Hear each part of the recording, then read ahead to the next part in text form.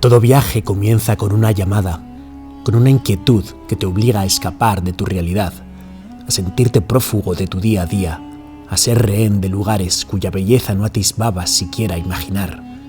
Escuchar las palabras «Ruta de la Seda» hace que te envuelva un mare magnum de exotismo, de 1001 noches transcurriendo en los desiertos de Asia Central, de caravanas interminables que nacen en los albores de Oriente para perderse en el horizonte más angosto. Hoy cruzamos océanos de tiempo en busca de la historia. ¡Comenzamos!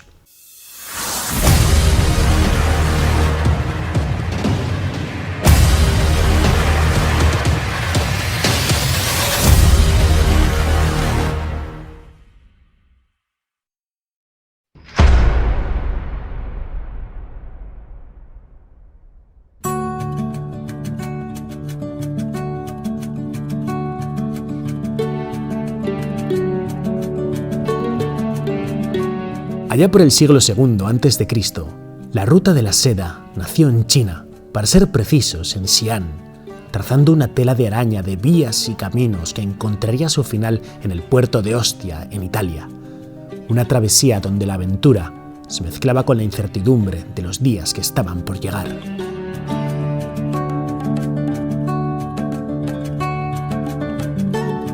Tiempo antes, en el siglo III a.C., con la descomposición del Imperio Alejandrino y la caída al ostracismo de sus logros gracias al desazón y a la falta de unión de sus lugartenientes, desde las estepas asiáticas comenzaron a surgir grupos nómadas de hombres a lomos de caballo, pertrechados de arcos y flechas, conocidos como los partos.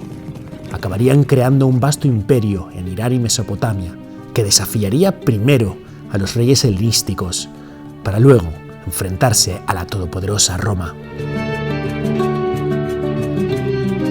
Pero los partos no eran bárbaros locos. Iniciaron el comercio con China y con la propia Roma. Acabaron sirviendo de puente negocial entre los dos mundos, el Oriente y el Occidente. Así comenzaron los intercambios con mirra, incienso, maderas nobles, perlas, coral, lapislázuli y, por supuesto, seda.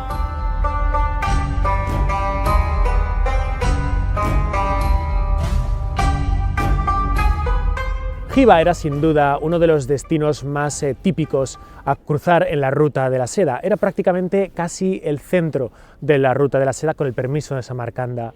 Y es que cuando pensamos en la Ruta de la Seda, no tenemos que pensar como una ruta que fuese desde China hasta finalmente llegar a Constantinopla, la actual Estambul, para acabar en el Mediterráneo, en Europa. En la Ruta de la Seda había muchísimas rutas, y la gente que trazaba la Ruta de la Seda no la cruzaba desde el principio hasta el final, sino que hacían distintos tramos. Por ejemplo, alguien podría comenzar en China y detenerse aquí, en Giva, para vender sus sedas, para vender todos los elementos objeto de su comercio, y estos después volverían a ser vendidos en otro tramo de la Ruta de la Seda. La verdad es que es alucinante el imaginar estos tiempos, ¿no?, con estas caravanas impresionantes, llenas de tiendas, de camellos, con estos nómadas tratando de vender sus enseres.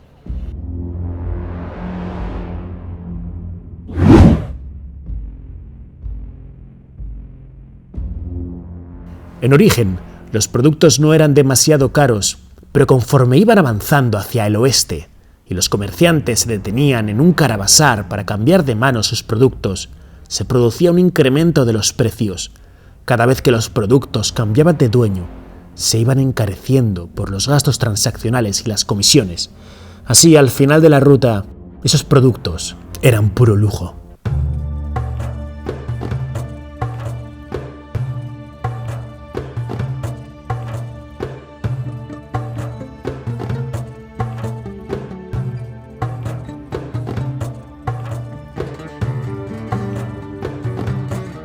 Si los caminos de la Ruta de la Seda son sus arterias, Samarcanda es el corazón. En aquella época, Uzbekistán se configuraba como un lugar clave, ya que no dependía de ningún imperio. La geoestratégica posición del país lo convertía, por tanto, en el túnel que unía Asia con Persia y Europa.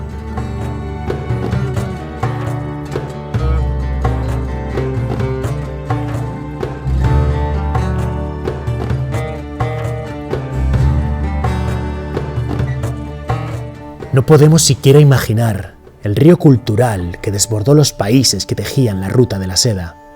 Podías ver budistas en Viena, podías encontrar intercambios religiosos y culturales como nunca antes se habían vivido.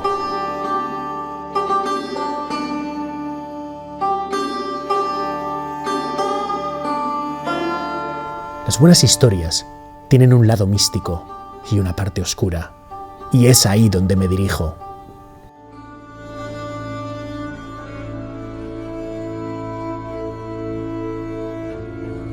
En el siglo XIII, el imperio mongol controlaba la ruta de la seda con Gengis Khan a la cabeza, cubriendo un territorio que avanzaba desde Xi'an hasta Siria. Gengis Khan era la cabeza, pero la columna que vertebraba su imperio era sin duda la Gran Ruta.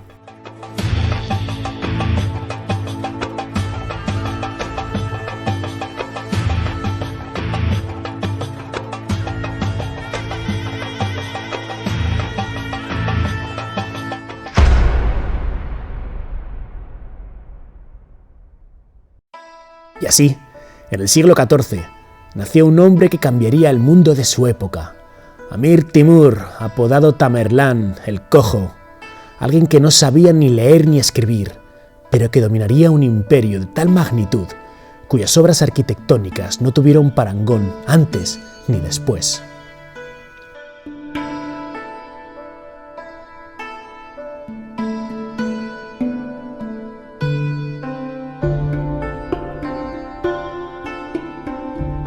Timur, desde luego, fue el hombre más importante de su época. Y es que fijaros, sus conquistas determinaron que el imperio timúrida llegase desde Siberia, por todo el norte de la India, Pakistán, Asia Central, el Cáucaso, Irán, Irak. Y él fue un conquistador tremendamente sanguinario. Bueno, incluso a veces ni siquiera era sanguinario, ya que les decía a sus enemigos: salid de donde estáis escondidos, que no correrá la sangre. No corría la sangre, pero les enterraba vivos. Y es que otra de las cosas que hizo Timur fue destruir todo aquello que era más bello o que le podía hacer sombra a Samarcanda. Destruyó totalmente Bagdad, Isfahat, Damasco, solo con la intención de robar y de secuestrar a los arquitectos y las artes que se encontraban en estos lugares para traerlos a la majestuosa Samarcanda que estaba construyendo. Y es que fijaros, algo que también hizo Timur a la hora de conquistar Delhi es cuando se aproximó a la zona de Delhi, el sultán de la India tenía perfectamente preparados a todos sus elefantes. Pero Timur, que se las sabía todas, hizo lo siguiente: colocó heno encima de sus camellos, prendió fuego al heno y sus camellos se lanzaron en estampida hacia los elefantes, que asustados se marcharon hacia todas partes, dejando desprotegida Delhi, y de esta forma conquistando Tamerlán, también esta ciudad de la India.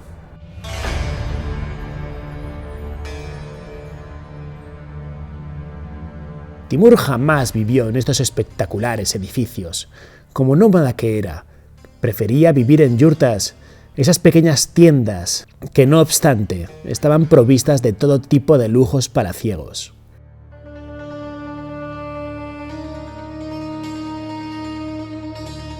Cuentan incluso que Amir Timur tuvo varios contactos con lo paranormal, y si no, dime cómo explica su visita a la tumba del profeta Daniel.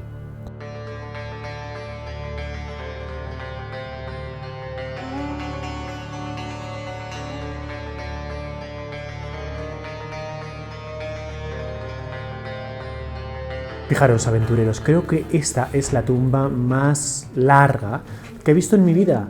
Y lo creéis o no, aquí solo hay una persona enterrada, o eso nos cuenta la tradición, el profeta Daniel.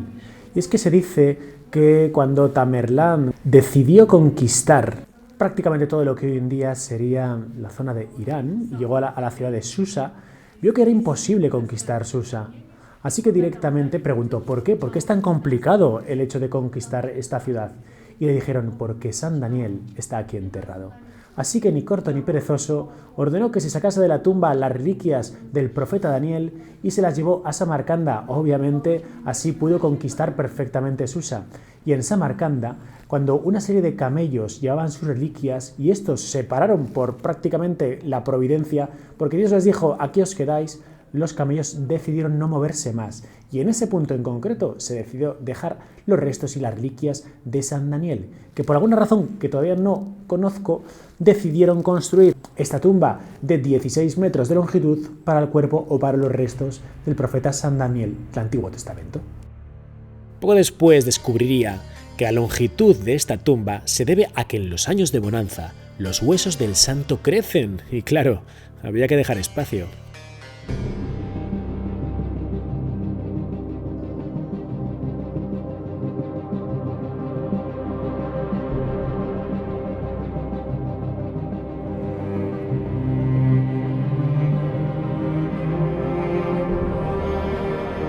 Ahora bien, ¿hay alguna relación entre Amir Timur, Tamerlán, Timur el Cojo y España? La hay, y vais a alucinar. Es que resulta que en el año 1402 se celebra la batalla de Ankara. Esta batalla iba a enfrentar a los turcos otomanos que estaban a punto de conquistar Bizancio, que estaban a punto de conquistar Constantinopla, contra el ejército de Amir Timur. Y contra todo pronóstico, vencería el ejército de Amir Timur. El imperio timúrida, vencería a los otomanos, que se estaban constituyendo como una potencia absolutamente hegemónica. Testigos de excepción de esta batalla fueron dos mensajeros españoles que había enviado el rey de Castilla de los Trastamara, Enrique III el Doliente, para negociar con el sultán otomano. Claro, en el momento en que estos mensajeros vieron que el sultán otomano encima fue secuestrado por Amir Timur y que Amir Timur, de hecho, había arrasado en la batalla, dijeron muy diplomáticamente: vale, no nos vamos a entrevistar con el sultán, vamos a hablar con este desconocido que no tenemos ni idea de quién es, Amir Timur, y a ver qué pasa. No pudieron tener contacto directo con el emir, con Amir Timur. Sin embargo, sí que obtuvieron la ayuda de varios embajadores timúridas que les acompañaron de vuelta a España junto con una serie de concubinas. Os podéis imaginar la sorpresa que tuvo Enrique III cuando se encuentra con esas concubinas que obviamente Amir Timur, que desconocía cómo era la cultura cristiana, tratando de agradar al rey, las había enviado para el harén de Enrique III. Claro, Enrique III dijo: a ver, que yo no tengo harén. Entonces decidió casarlas con distintos hidalgos, creando así la unión entre doncellas timúridas y la corte de Castilla.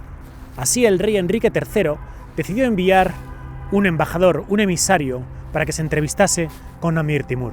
Este hombre se llamaría Ruy González de Clavijo. Y Ruy González de Clavijo tendría que hacer un viaje que le llevaría desde Alcalá de Henares hasta Samarcanda. Partió desde Cádiz un 21 de mayo de 1403 y después de atravesar el Mediterráneo, Italia, todo Oriente Medio, finalmente llegaría el 8 de septiembre de 1404, más de un año después de su salida a Samarcanda. Él llevaba varios regalos, llevaba varios halcones, armas, espadas, telas de Castilla, un clérigo por si acaso había alguien a quien evangelizar y varios caballeros. Y durante el camino se encontró con varios emisarios egipcios que le llevaban como regalos a Amir Timur cocodrilos y jirafas.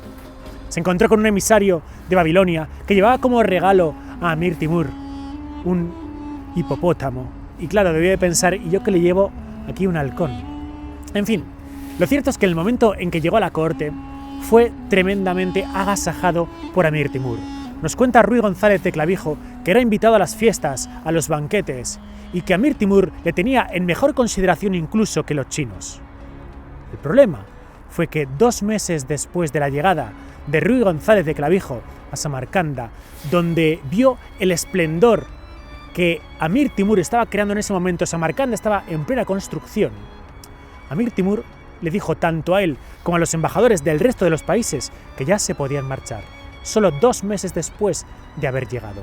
Esto fue extraño, porque en realidad Amir Timur dijo que tenían que despedirse, ya que iba a iniciar una campaña para conquistar China.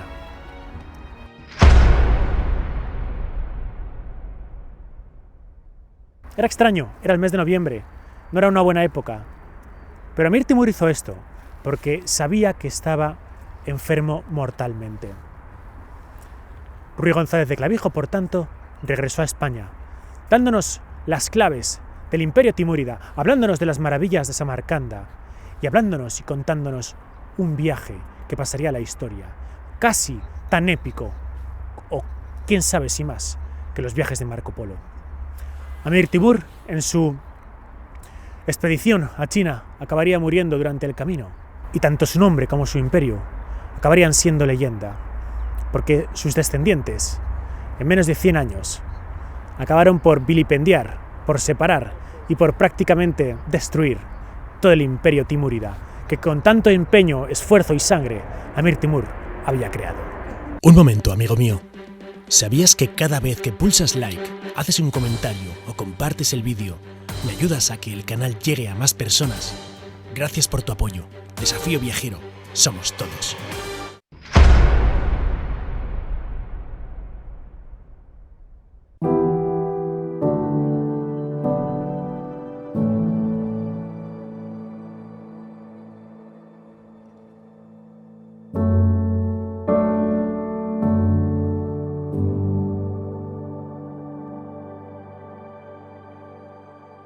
Los distintos países occidentales se desgañitaban en buscar rutas alternativas para llegar a China y evitar así los altísimos precios de los productos que llegaban por la ruta de la seda.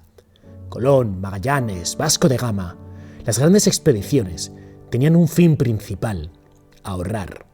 Con el empuje del bravío carácter de estos grandes hombres, España abrió una ruta por el Atlántico, Portugal activó su ruta rodeando África hasta llegar a Calcuta, y paulatinamente la ruta de la seda cayó en el más profundo de los olvidos.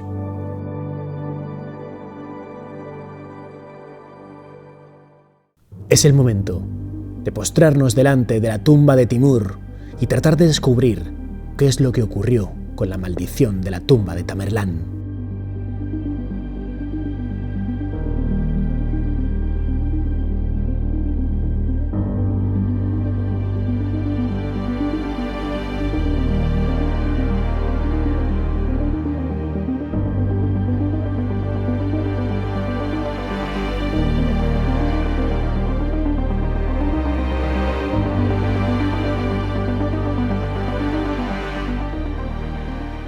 En 1941, la Unión Soviética decide abrir la tumba de Timur para examinar sus restos. Cuando se hace público que va a ser abierta la tumba de Timur, hay graves protestas aquí, en Samarcanda. Nadie quería que se abriese la tumba del mandatario de Timur. Pues bien, el día 16 de junio comienzan las excavaciones de los hijos y los nietos de Timur, y el día 20 de junio se abre finalmente la tumba de Timur. En el momento de la apertura se huele un aroma de esos aceites de embalsamamiento, ese aroma a rosas, y se encuentra una inscripción. Cuentan que la inscripción decía: «Cuando mi tumba se abra y me alce ante los muertos, el mundo terminará». Solo 2 días después comenzaría la invasión por parte de la Alemania nazi de Rusia y la Unión Soviética, la Operación Barbarroja, sin declarar previamente la guerra. Muchos atribuyeron la apertura de la tumba de Tamerlán a la desgracia que iba a recaer sobre la Unión Soviética. Pero lo cierto es que en ese momento los restos de Timur y su familia son llevados directamente a Moscú para ser estudiados, para ser analizados. La guerra continúa y algo sucede, algo que va a cambiar totalmente la guerra. Y hay quien dice que la que en un principio parecía ser la maldición de Timur iba a ser la salvación de Timur. Cuentan que un mes antes de la batalla de Stalingrado, la batalla que fue totalmente fundamental para la derrota de Alemania, un avión con los restos de Timur iba de frente con toda la aviación soviética contra los nazis. Y eso impulsó de valor el corazón de todo el Islam, que se unió en esta batalla contra el nacionalsocialismo. Y la batalla de Stalingrado fue vencida. Muchos aquí en Samarcanda piensan que gracias al impulso del espíritu de Timur, que finalmente sería traído y regresado a su tumba original, justo donde la tenemos a día de hoy. La maldición y la salvación de Timur.